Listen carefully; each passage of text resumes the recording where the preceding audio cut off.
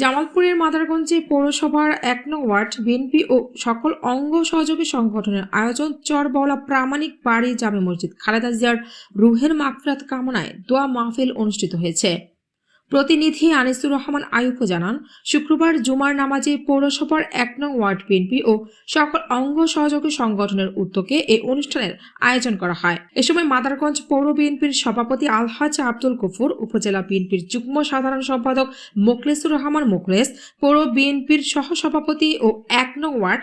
বিএনপির সভাপতি আব্দুর রহিম, গেদা মেম্বার, পৌর বিএনপির কোষাধ্যক্ষ মোহাম্মদ মিন্টু মিয়া, উপজেলা মৎস্যজীবী দলের সদস্য সচিব গোলাম মুস্তফা, পৌর শ্রমিক দলের সাধারণ সম্পাদক হাফিজুর রহমান নান্নু, ঢাকা বিশ্ববিদ্যালয়ের একে ফজলুল হক,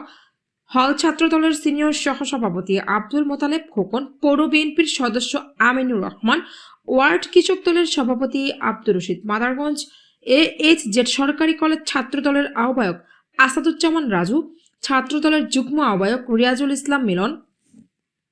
সদস্য রিপন মিয়া, উপজেলা ছাত্র দলের যুগ্ম আহ্বায়ক রফিকুল ইসলাম রফিক, সাংগঠনিক সম্পাদক ফজলু, বিএনপি নেতা সাবেক মেম্বার খলিল, ওয়ার্ড যুব দলের নেতা কামরুল আসাদ সুমন, আজিজুল সাজু, ওয়ার্ড ছাত্র দলের নেতা ফয়সাল ইব্রাহিম ও শামীম সহ অন্যান্যরা উপস্থিত ছিলেন।